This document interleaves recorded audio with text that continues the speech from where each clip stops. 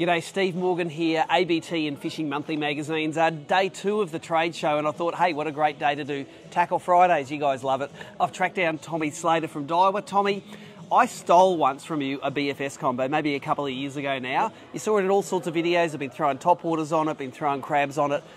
First news is you're not getting it back, but the second news is, how do I do an upgrade on this thing? Because you have some fancy new Daiwa BFS reels that are going to interest me. Yeah, so you took a Steez and in-feet bait cast combo off me a couple of years ago, and as you said, you've been using it for the cicadas and stuff, and that Steez is really capable, but the new Gekkabijin Air TW is kind of steps it up to the next level, so you can cast under 1 gram with this thing. Wow, I can cast under 1 gram, or good people can cast under 1 gram with it? It does make it a lot easier for everyone. So the PE-tuned saltwater bait finesse reel, so most other bait finesse reels on the market are made for the American or Japanese bass fishing market. They're tuned for fluoro or nylon lines, but Gekkabijin being a rockfish brand from Japan, it's PE-tuned BFS reel, so saltwater friendly and braid tuned, so much more, the breaking profile is much more suited to the lines we use in Australia. You'll notice on the spool here, I notice there's a little bit of a detent in the spool. Is there anything special I need to know when I'm going to spool this thing up? I know it's all ported and super light, etc. Why that design? Does it jump up out of the groove? Is it for backing? What's it all for? Just to give you the right amount of line. So it doesn't hold obviously a lot of line, and that step in the spool just narrows it down to the middle, gets the line through that T-wing.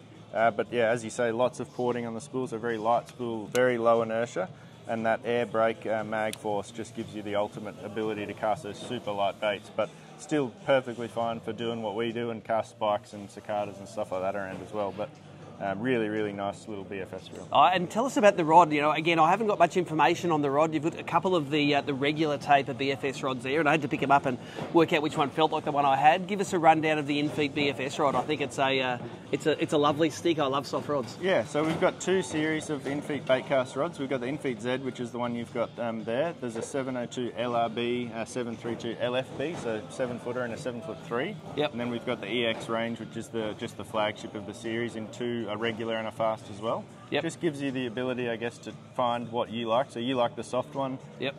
I quite like the fast action ones for hopping blades and stuff like that as well. Yep. So you just cover all the bases, but really high end, made for Australia, designed by us here for brim and the sort of stuff that we fish for. We're not taking a BFS rod from another market and trying to apply it to our fishery.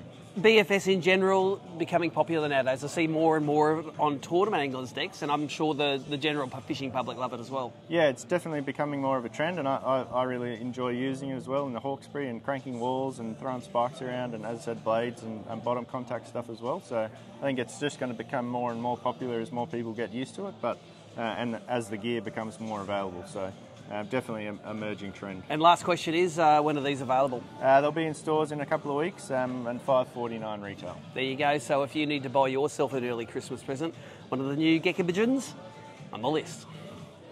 So next up, I'm at the Rapala stand, and this is a product that I've had a couple of sneak samples of it, maybe 3 or 4 baits for the last 6 months or so. The Crush City Heavy Hitter 5.5 inch Timmy. Are you glad you snuck me a few samples of it early? Definitely, because we've got some great interviews with you in the chew can already with one of these lures. And how many fish did you catch on it? I think in the end I caught over 30 mulloway and tailor on one of these baits. It's looking a bit sad now. I'm not sure if I can get the cutaways on it at the moment. But I'd literally, our trade magazine, there's a barra on the front of it. There was a 104 centimetre barra in the Brizzy River that ate that bait. And after that, I took it off Matt Osley, said, I need to take this and give it a go. Man, we caught the fish on it.